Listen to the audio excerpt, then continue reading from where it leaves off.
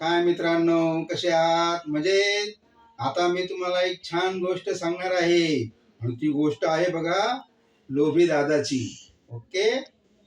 तर काय होतं, एकदा एक मुलगा शाळेतून घरी आला आणि म्हणाला, मला कनी नारळ पाहिजे.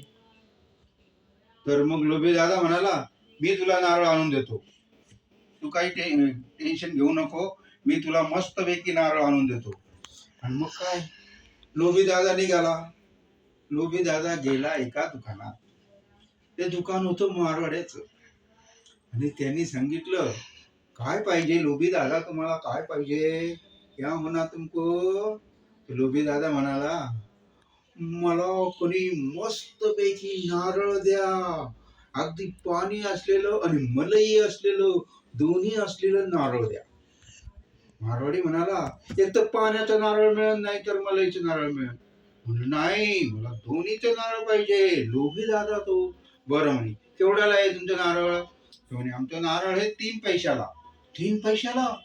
अरे अरे अरे, 2 पैशाला नाही का?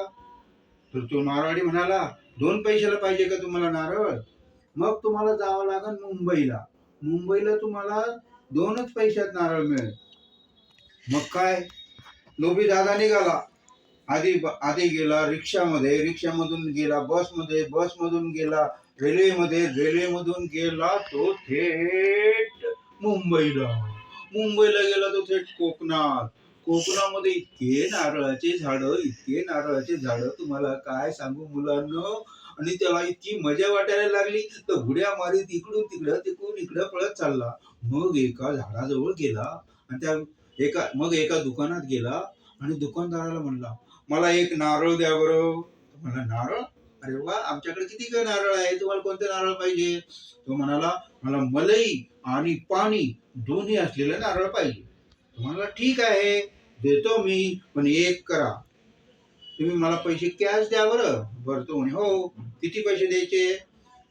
तर मग तो दुकानदार म्हणाला, मला 2 पैसे द्या, 2 पैशाला तुम्हाला नारळ मिळेल. 2 पैशाला? हे नाही नाही नाही नाही. मी इतकं लांबून आलो गाडीवरून, रेल्वेतून, याच्यातून त्याच्यातून आलो आणि मला 2 पैशाला नारळ? नाही नाही नाही नाही, मला 1 पैशाला नारळ द्या. मला 1 पैशाला नारळ? अरे 1च पैशाला काय, तुम्हाला फुकटात नारळ मिळेल. दोन फुकटात? हो. मग कसं, कुठं? हे बघा म्हणे, पाठीमाग किती मोठं झाड आहे, त्या झाडावर किती नारळ लटकलेले आहेत बघा. जा तिथं आणि घ्या एक नारळ. आणि तो काय, तो मग गेलो तिथं. आणि आता हे नारळ इतकं उंच आहे, कसं जाऊ? काही नाही म्हणे, जा म्हणे, असं सरकत सरकत सरकत वर चढत. तो आपला खरडत खुरडत इथं पोटाला लागलं, छातीला लागलं, पायाला लागलं, तरी तो आपला त्या नारळासाठी वरती वरती वरती गेला. नारळ हातामध्ये पकडलं आणि मग त्यांनी पाहिलं की नारळ तर खूपच पक्क आहे. वढतोय नारळ, वढतोय नारळ, वढतोय नारळ. पण काय झालं माहितीये? अरे ते नारळ निसटायच्या ऐवजी याचे दोन्ही पायच निसटले आणि लागला लटकायला तो खाली. आणि मग लगेच लागला वरडायला, आता मी काय करू, आता मी जर खाली पडलो तर पार माझं भुगाच होऊन जाईल. अरे बापरे, हे नारळाचं झाड किती उंच आहे, आता मी काय करू, आता मी काय करू? तेवढ्यात काय झालं, तिकडून एक उंटावर एक माणूस आला. टकाडक टकाडक टकाडक टकाडक टकाडक टकाडक. तो म्हणते, उंटवाले बाबा इकडे या, मला या झाडावरून काढून घ्या, नाहीतर मी पडून मरून जाईन, लवकर या लवकर या. तो उंटवाला बाबा म्हणाला, ठीक आहे, पण हे बघ, मी उंटावून तुला खाली उतरी, पण मी तुझ्याकडून 10 पैसे घेईन. तो म्हणाला, 10 पैसे?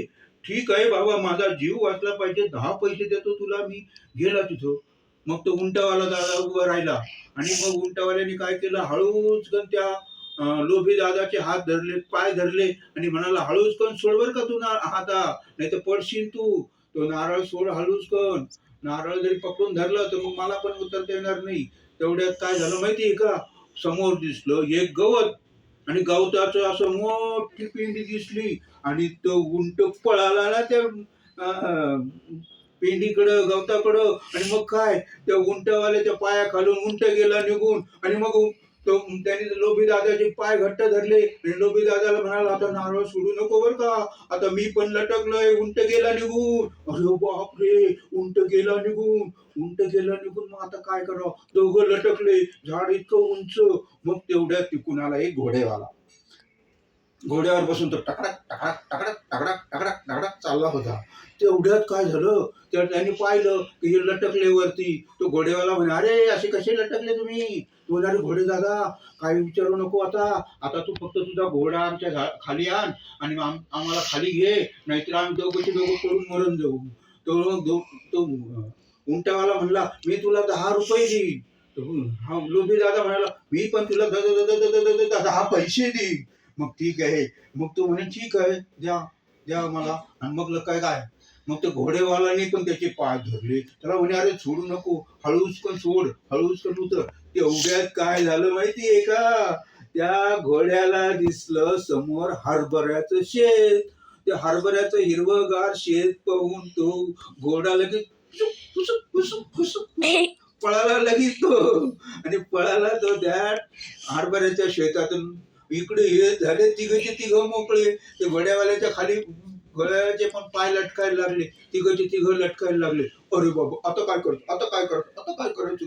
मरण आपण आता तर खाली तर कोणी दिसत नाहीये. मग काय? मग खालचा तो घोड्यावाला म्हणतो, ए उंटावाल्या तू तुझा हात सोडू नको बर का, नाही तर आपण पडू, मी तुला 100 रुपये देईन. आणि तो लगेच तो उंटावाला काय म्हणला, उंटावाला म्हणला, लोभी दादा हात सोडू नको, नारळ नारळ सोडू नको, नाहीतर आपण तिघं खाली पडू, मी पण 100 रुपये देईन. हा, लोभी दादा म्हणाला, मला आता किती मिळणार? हे 100 ते 100 आणि नारळ. अरे बापरे, आता मी मोठा मोठा मोठा होणार आणि मी नारळाचं दुकानच टाकणार. अरे बापरे. आणि मग काय, तो नाचायलाच लागला. नाचता नाचता त्याने हातच सोडले आणि हात सुटले त्याचे आणि तिघायचे तिघ धपाकन खाली पडले. लोभी दादाच्या लोभामुळं ते तिघ पण गेले दवाखान्यात. मग डॉक्टरने घेतले त्यांच्याकडून 1000 रुपये. मग काय, लोभी दादा म्हणाला, आतापासून मी लोभ करणार नाही, जितक्याला मिळालं तितक्यालाच घेऊन टाकणार. कशी वाटली गोष्ट मित्रांनो? आता या गोष्टीला तुम्ही लाईक करा, सबस्क्राईब करा आणि आणि आणि आणि काय, शेअर करा मित्रांनो. किती मस्त गोष्ट होती. कशी वाटली तुम्हाला? आवडली? थँक्यू.